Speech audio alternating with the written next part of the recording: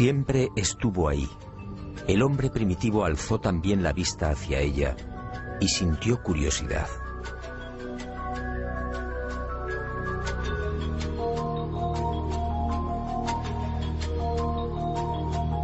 Después llegó el miedo y la luna fue adorada.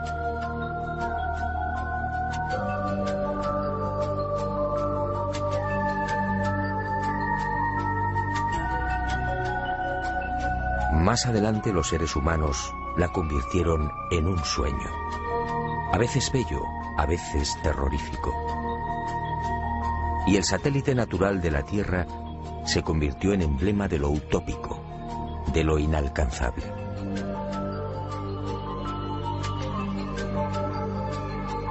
Hasta el siglo XX la Luna fue propiedad de poetas y soñadores. Algunos más audaces llegaron incluso a describirla. En el año 499 a.C., el filósofo griego Anaxágoras enseñaba que la Luna es un astro habitado, con infinidad de valles y montañas. Y otro tanto pensaba Demócrito, el creador de la teoría atómica, nacido también en el siglo V a.C. Pitágoras creía igualmente en una luna viva y habitada. Y su discípulo Filolao iría más allá, asegurando que nuestro satélite natural se hallaba habitado por seres 15 veces más grandes que los humanos. Y acertó al afirmar que el día lunar equivale a 15 días terrestres. Después llegaron los libros. Plutarco, en el siglo I de nuestra era, describe la Luna como una segunda Tierra. Y con los libros, los viajes. Fue hacia el año 160 después de Cristo cuando el griego Luciano de Samosata escribe el primer viaje a la Luna. En su obra Historia verdadera, una tromba de agua arrastra un barco hasta la superficie lunar. Ariosto, en el Orlando Furioso, asegura que la Luna es un gran valle en el que se encuentra todo lo que hemos perdido en la Tierra: riquezas, coronas, honor y esperanza. En 1638 aparece en Inglaterra El hombre en la Luna, otro libro que causa sensación. Su autor, el obispo Francis Godwin, envía a la Luna al aventurero español Domingo González, con la ayuda de una pareja de gansos amaestrados. Fue con Galileo en el siglo XVII, cuando las viejas ideas de los griegos sobre la Luna empiezan a tomar consistencia. Galileo inventa el telescopio y queda asombrado al contemplar los cráteres y las grandes superficies oscuras que son identificadas con mares. En 1647, John Hevelius traza el primer mapa lunar y lo publica en su libro Selenografía, afirmando que la Luna estaba repleta de ciudades. Entusiasmado con estos descubrimientos, Cyrano de Bergerac publica en 1648 su célebre Viaje a la Luna, un libro asombroso en el que por primera vez se habla de cohetes. Cyrano describe dos astronaves, una impulsada por la evaporización del rocío, la otra por un cohete de 3 fases. Sería este trabajo justamente el que serviría de inspiración a Julio Verne y a los padres de la astronáutica moderna. En 1671, Querubín de Orleans publica un segundo mapa lunar. El interés del público es tal que en 1865 se publican 6 libros sobre temas espaciales. El más conocido fue sin duda De la Tierra a la Luna, del genial Verne. Y en 1903, el ruso Tsiolkovsky proporciona las pautas que servirían de modelo a la cohetería del siglo XX.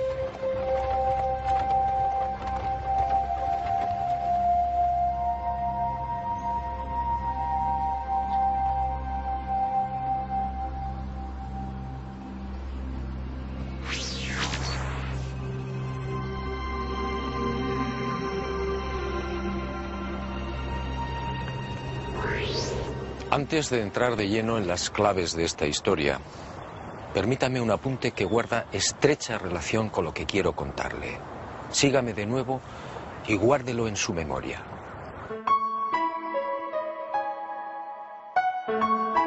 Además de esas viejas y románticas ideas sobre la Luna y de la literatura más o menos fantástica sobre los viajes a nuestro enigmático satélite natural, la historia de la humanidad aparece igualmente repleta de otros no menos misteriosos fenómenos registrados en la superficie lunar.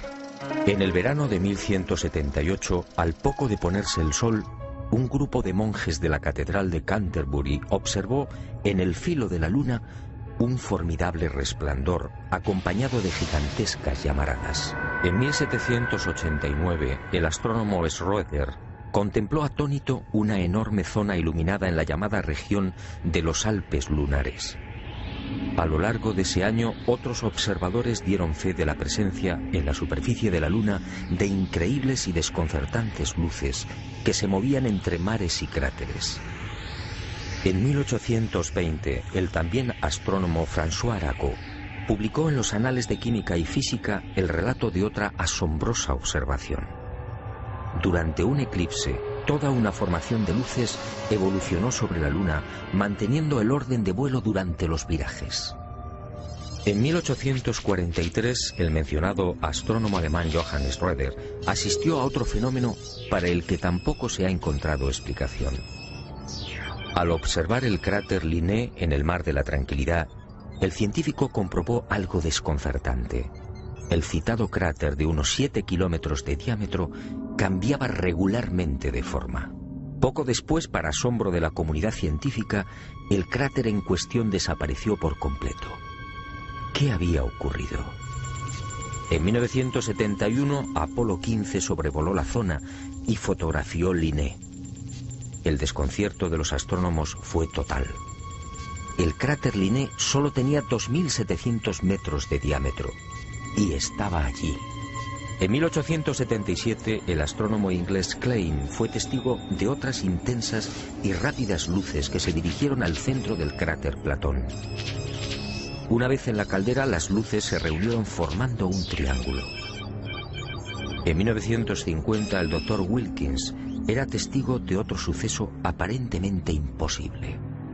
En el centro del cráter Aristarchus se encendió de pronto una gran luz, iluminando una amplia región lunar. Grandes llamaradas en la superficie de la Luna, luces en formación.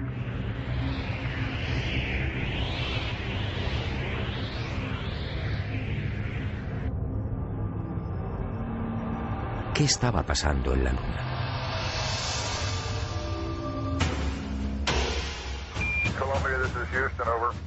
Y en julio de 1969, al fin, el ser humano cumplió su viejo y añorado sueño. El Apolo 11 se posaba en el Mar de la Tranquilidad.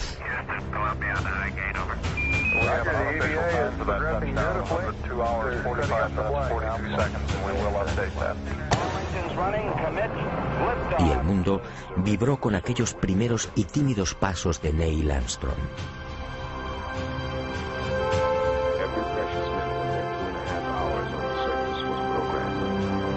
Pero el mundo, una vez más, fue engañado.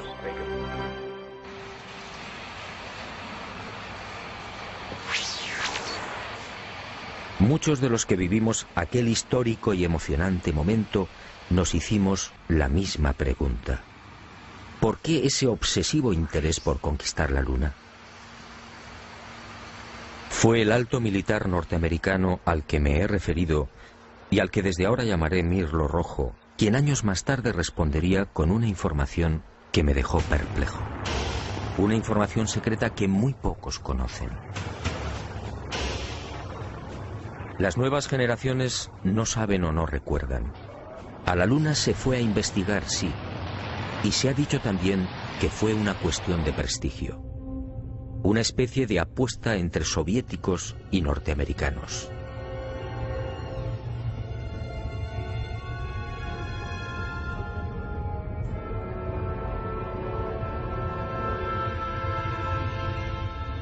Pero hubo algo más.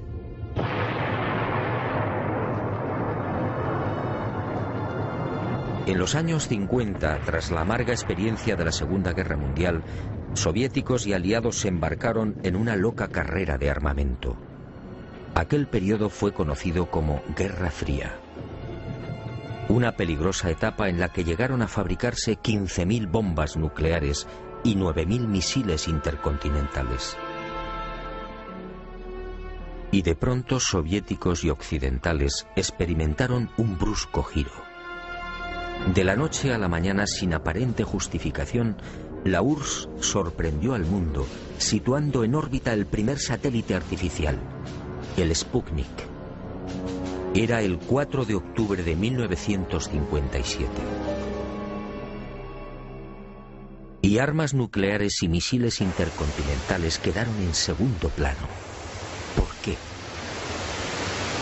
Y la opinión pública, atónita, asistió a otra sucesión de acontecimientos no menos desconcertante. Estados Unidos se enganchó también a la incipiente carrera espacial, manteniendo en la sombra su obsesión armamentística. Pero los soviéticos mantuvieron la delantera. Mientras los norteamericanos fallaban una y otra vez en los lanzamientos, el 12 de septiembre de 1959, el Lunik 2 ruso conseguía el primer impacto en la Luna. Poco después, el Lunik 3 enviaba las primeras imágenes de la cara oculta. Y el mundo siguió preguntándose, ¿qué ocurría? ¿Por qué este obsesivo interés por conquistar el espacio y sobre todo la Luna? Pero soviéticos y norteamericanos siguieron guardando silencio sobre sus auténticos intereses. Los humillados norteamericanos recibirían el golpe de gracia el 12 de abril de 1961. Ese día el cosmonauta Yuri Gagarin se convirtió en el primer ser humano que orbitaba la Tierra. Y el mundo, en especial la nación norteamericana, fue sorprendido de nuevo.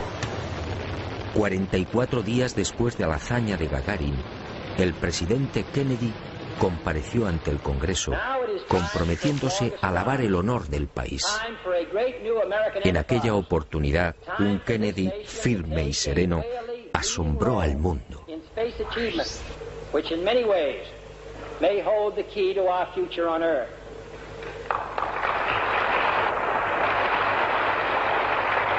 I therefore ask the Congress, above and beyond the increases I have earlier requested for space activities, to provide the funds which are needed to meet the following national goals.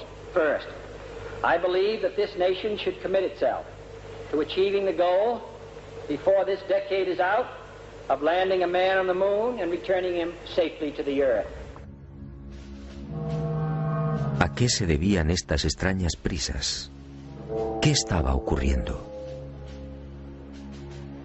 Aparentemente las palabras de Kennedy obedecían a la necesidad de recuperar el prestigio y la hegemonía militar.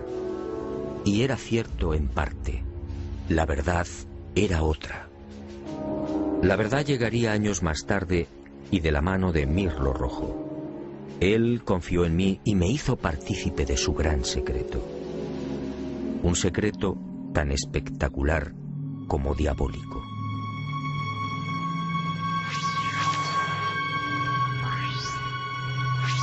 Soviéticos y aliados mintieron a la hora de justificar aquella loca carrera espacial. Todo empezó en la década de los años 40. En esas fechas, las intensas oleadas ovni registradas en el mundo pusieron en máxima alerta a los militares soviéticos y aliados. Para ellos estaba claro. Aquellos objetos pertenecían a civilizaciones no humanas. Civilizaciones muy avanzadas. El mundo nunca lo supo. Aquellos miles de avistamientos fueron la gran razón que impulsó a los militares al referido y brusco giro en la carrera armamentística. Y concibieron la necesidad de fortalecer los sistemas defensivos, concediendo absoluta prioridad al espacio. Los militares no eran ajenos a los extraños fenómenos luminosos que se registraban en la Luna y que venían reportando los astrónomos. Y desde los años 50, tanto Estados Unidos como la antigua URSS redactaron planes concretos para pisar el satélite natural y establecer bases que, según ellos, pudieran controlar y contrarrestar la presencia de estas astronaves no humanas. Horizon fue uno de estos proyectos diseñado en secreto por el Pentágono. Ni siquiera Kennedy tuvo conocimiento del gran plan. Sencillamente fue engañado. Y consideró de buena fe que los Estados Unidos deberían ser los primeros en ese supuesto desafío técnico y científico. Según Mirlo Rojo, la campaña de intoxicación desplegada por las diferentes agencias gubernamentales norteamericanas y los servicios de inteligencia hizo el resto. Kennedy y la opinión pública mordieron el anzuelo. En la noche del 24 al 25 de julio de 1955 se produjo un nuevo incidente ovni que aceleraría los planes de los militares. Esa noche los observatorios astronómicos de Leningrado y Monte Palomar descubrieron un gigantesco cilindro a 500 kilómetros de la Tierra, orbitando a 30.000 kilómetros por hora. El objeto tenía más de 10 kilómetros de longitud. Días después, soviéticos, norteamericanos, franceses e ingleses se reunían en secreto en Ginebra, confirmando sus temores. Aquella formidable máquina, obviamente, no era humana. Pero ocurrió algo imprevisto. Los soviéticos no aceptaron los consejos y directrices de los militares aliados para establecer un proyecto conjunto en el control del espacio. Y el 4 de octubre de 1957, ante la sorpresa del mundo y la irritación de los aliados, tomaron la delantera con el ya referido lanzamiento del Sputnik.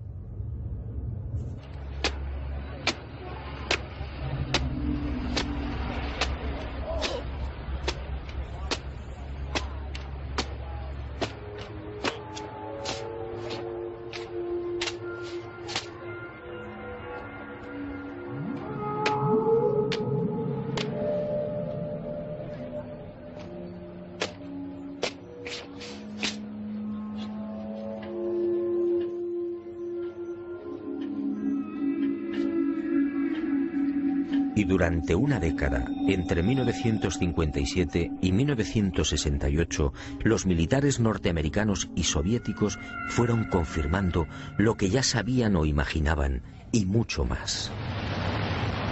En ese periodo fueron lanzadas más de 20 sondas automáticas que se estrellaron en la Luna o alunizaron suavemente.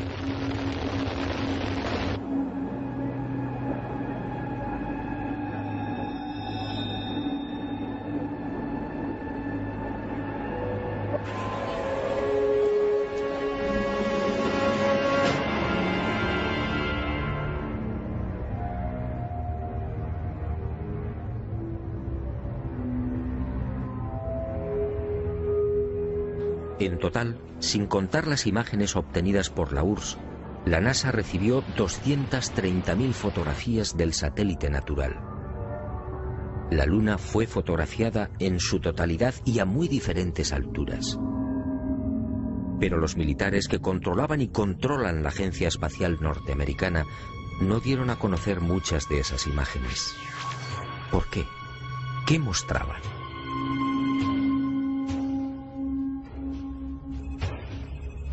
Cuando Mirlo Rojo me entregó algunas de estas fotografías, quedé desconcertado.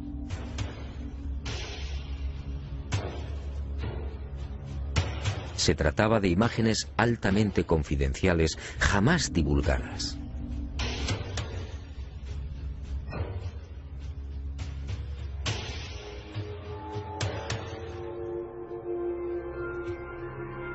En una de ellas, tomada por la sonda Orbiter 2 en noviembre de 1966, se aprecian dos muros o carreteras paralelos de 27 kilómetros de longitud. Cada una de estas construcciones totalmente artificiales tiene una anchura aproximada de 450 metros. En el muro o carretera de la derecha se aprecia incluso un curioso detalle. La construcción ha sido alterada rompiendo la impecable línea recta con una curva de 1000 metros. En otra de las fotografías, los militares norteamericanos descubrieron lo que llamaron la Gran Presa, una no menos enigmática construcción de 5 kilómetros de longitud al norte del Mare Imbrium. El 19 de noviembre de 1966, la misma Orbiter 2 captaba a 48 kilómetros de altura y sobre el mar de la Tranquilidad otra extraña formación. En esta ocasión se trataba de enormes pilares o monolitos perfectamente alineados de 3 en fondo. En total, 30 obeliscos de idéntica altura. Aquello obviamente no podía ser una formación natural. En total, según mi confidente, NASA terminó censurando 900 fotografías. Todas ellas pasaron directamente a los archivos del Pentágono. En ellas se distinguen grandes plataformas, posibles ruinas de edificios o ciudades, carreteras y gigantescas cúpulas. Las sospechas de los militares en efecto se cumplieron y prosiguieron con el plan previsto.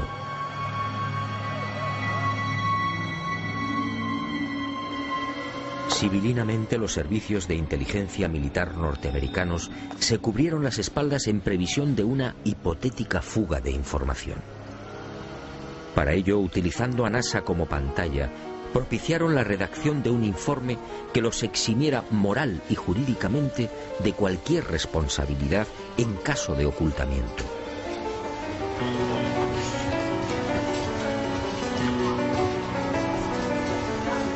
Este documento, conocido como Informe Brookings, redactado por prestigiosos científicos, sociólogos, políticos y economistas, fue presentado a la Cámara de Representantes e impreso en abril de 1961. Curiosamente, un mes antes del célebre discurso de Kennedy en el Congreso. Es decir, cuando NASA, la gran tapadera de los militares, estaba a punto de recibir luz verde y los necesarios dineros para el proyecto Apolo. En este informe, además de reconocer que la vida extraterrestre es una posibilidad real, se aconseja a NASA que no difunda los posibles hallazgos que pueda encontrar en la carrera espacial. En la página 215, en la sección titulada Implicaciones de un descubrimiento de vida extraterrestre, el documento señala que la exploración del espacio podría desembocar en el hallazgo de artefactos no humanos. En ese supuesto, continúa el informe Brookings, nuestra civilización se vería amenazada por un irremediable proceso de desintegración, tal y como ha sucedido en la Tierra, en otras épocas y con otros pueblos. Este documento, efectivamente, no deja en buen lugar a la supuesta democracia norteamericana. Hablemos claro. En el informe Brookings, sencillamente, se anima a NASA a ocultar información. Y eso fue lo que hicieron.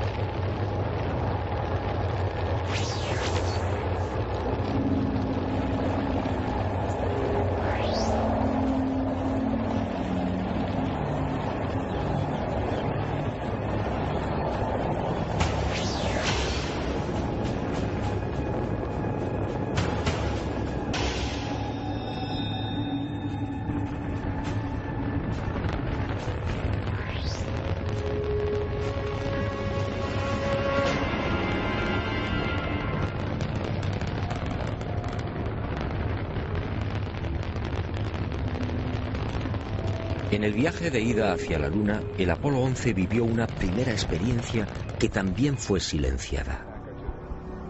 Cuando se hallaba a 200.000 kilómetros de la Tierra, un extraño y gigantesco objeto apareció en las proximidades de la nave. Los astronautas lo describieron como una formidable L, algo similar a una maleta abierta, aunque en ocasiones cambiaba de forma, adoptando la figura de un cilindro. La noticia se filtró a la prensa, pero NASA, fiel a su consigna de ocultamiento, zanjó el asunto con una explicación tan absurda como insostenible. Lo observado por el Apolo 11 solo era el sobrealimentador del cohete Saturno IV. Absurdo, sí, porque en esos momentos la referida fase del cohete se encontraba a 10.800 kilómetros del Apolo. Pero las mentiras de NASA apenas habían empezado. A casi 380.000 kilómetros de la Tierra, muy cerca ya de la superficie lunar, el Apolo descubrió otras luces que volaban en formación.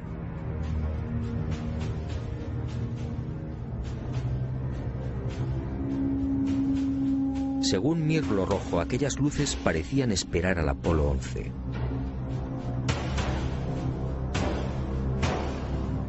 Eran muy brillantes y volaban en perfecta formación.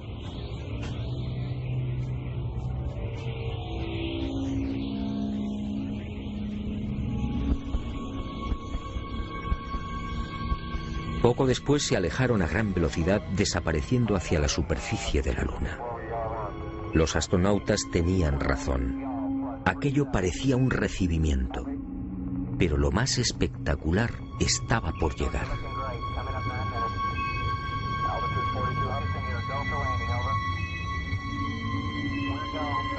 Armstrong y Aldrin descendieron finalmente. Su compañero Collins permaneció en órbita lunar a 110 kilómetros de altura.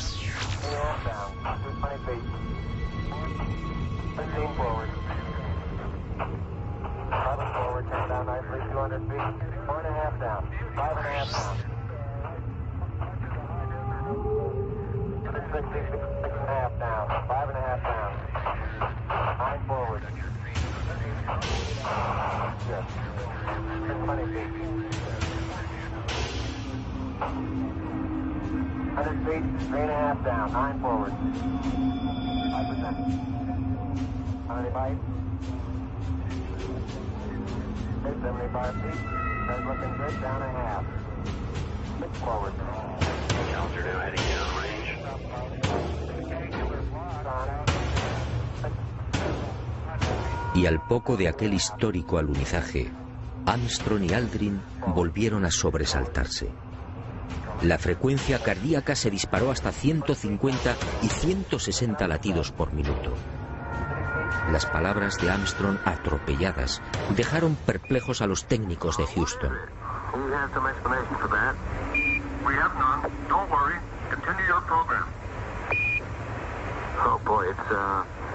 It's really something that was fantastic here. You couldn't ever imagine this. Roger, we know about that. Could you go the other way? Go back the other way. Well, that's kind of rich and pretty spectacular. God, what is that there? That's Apollo. What the hell is that? Go Tango. Tango. There's kind of light there now. Al otro lado del cráter, existente a poco más de 60 metros del Águila, habían aparecido unas naves y unos seres, objetos en forma de disco y perfectamente alineados sobre el terreno. Y junto a ellos varios seres muy altos, con trajes blancos y ajustados. Cuando los astronautas, obedeciendo las insistentes órdenes de Houston, trataron de filmar, objetos y seres desaparecieron.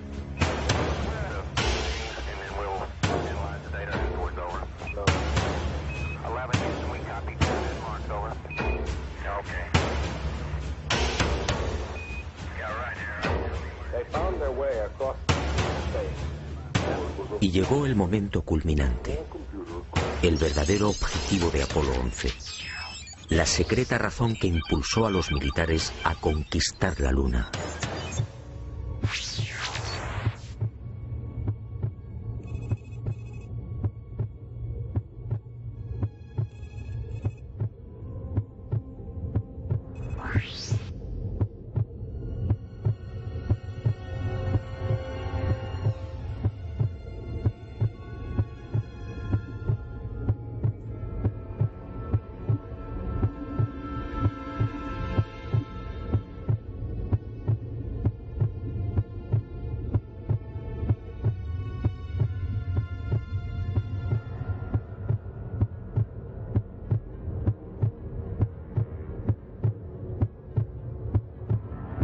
Esta fue la verdad, la única y secreta verdad.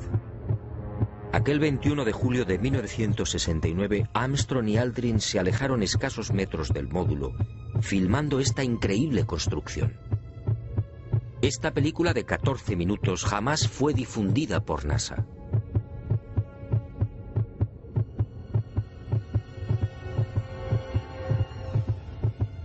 Mirlo Rojo fue uno de los pocos norteamericanos que tuvo acceso a ella.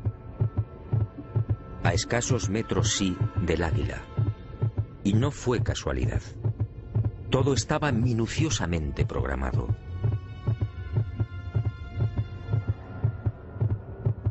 Estas misteriosas ruinas, como otras igualmente filmadas por los restantes Apolos, habían sido fotografiadas con anterioridad por las diferentes sondas automáticas. Una de ellas, la Surveyor 5, lanzada el 8 de septiembre de 1967, fue decisiva. Alunizó en el Mar de la Tranquilidad muy cerca de esta construcción, enviando 19.000 fotografías.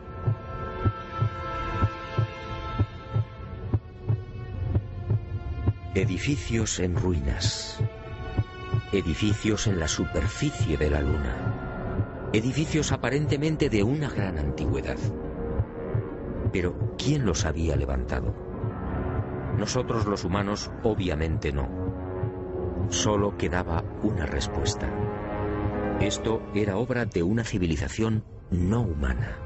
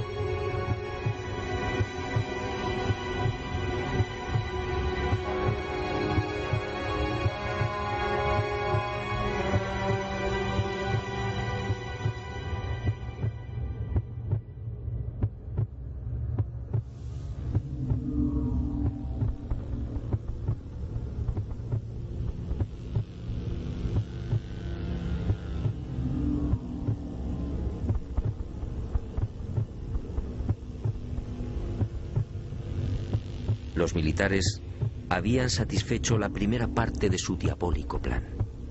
Ahora quedaba la segunda.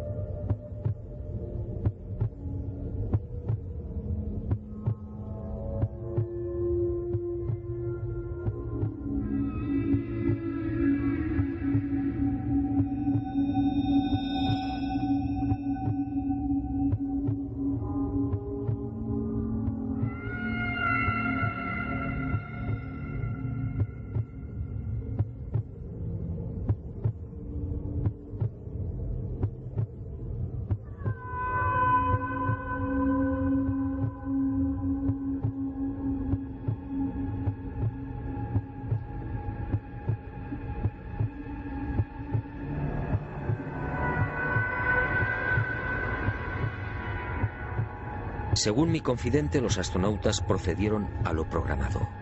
Recogieron muestras de los muros, tomaron medidas y se retiraron.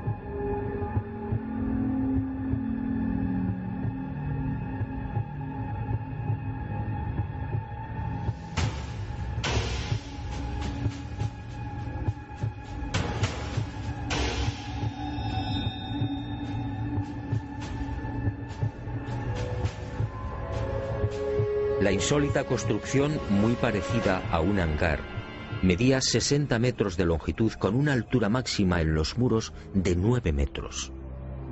Presentaba 12 huecos o ventanas y una especie de puerta frontal de 5 metros de fondo por 3 de altura. Según los análisis practicados en la Tierra, el material con el que había sido construido era similar al de la superficie lunar. Un 60% de los átomos era oxígeno, con un 0.01% del peso constituido por hidrógeno.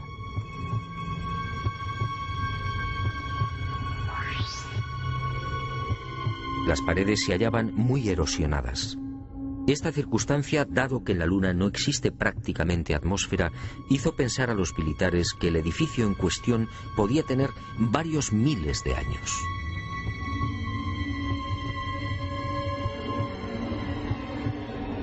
La secreta excursión de Armstrong y Aldrin a este hangar y naturalmente los 14 minutos de película jamás fueron difundidos por NASA.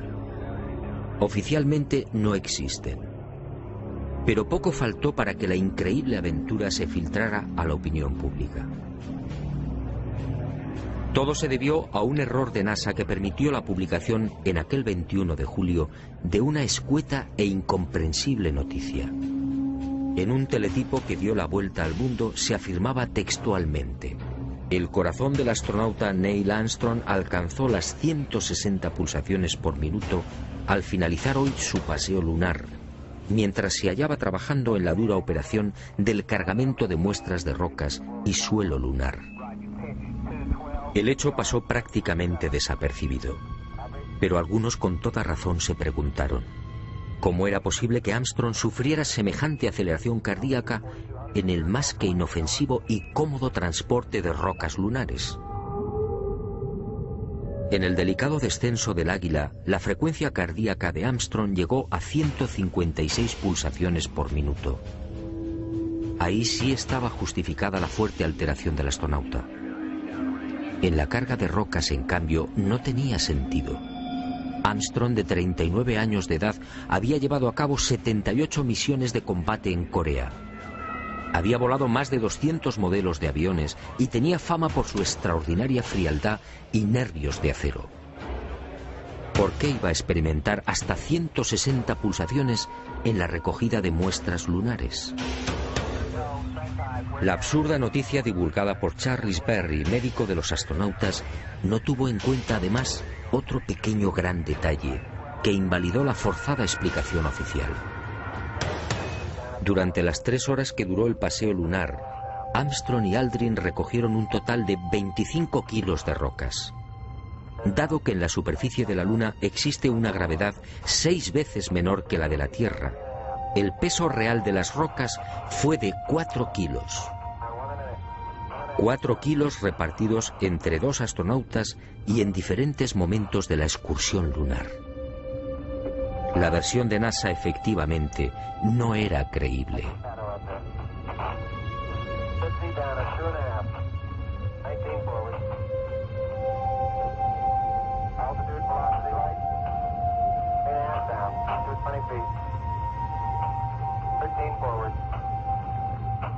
Una vez más, mintieron.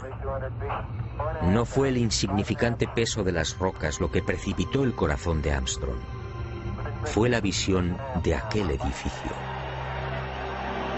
A pesar de su excelente preparación física y mental, el astronauta, consciente de la trascendencia de lo que tenía delante, no pudo evitar la lógica e intensa emoción. Y otro tanto sucedió con Aldrin.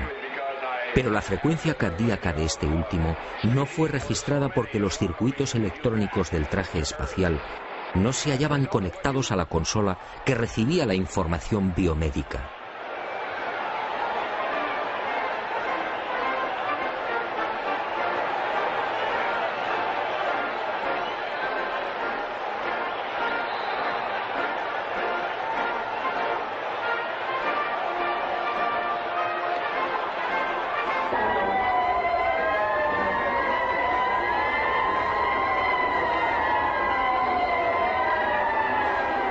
Los hombres del planeta Tierra posaron aquí su pie por primera vez.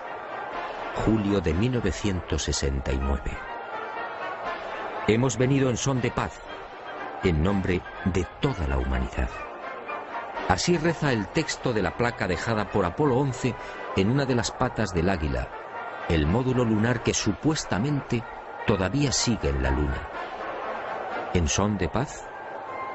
Nueva mentira de NASA y de sus propietarios, los militares norteamericanos.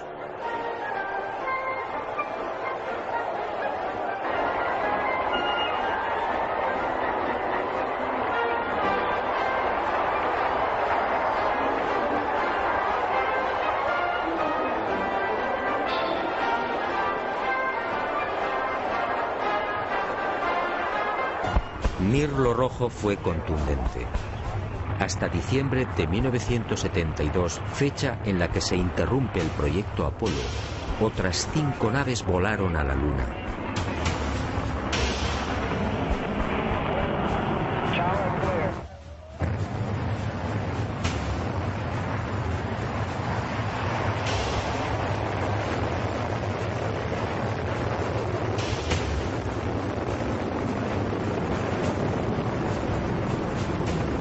Y volvieron a filmar construcciones.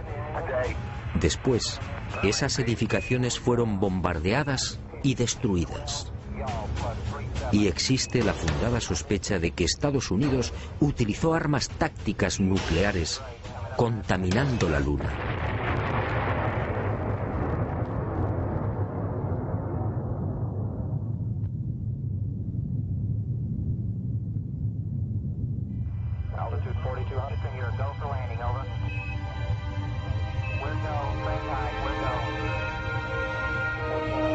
Así se cerró la segunda fase del diabólico plan. Los militares norteamericanos no lo consintieron. Esas estructuras podían provocar el caos en la Tierra. Eso dijeron.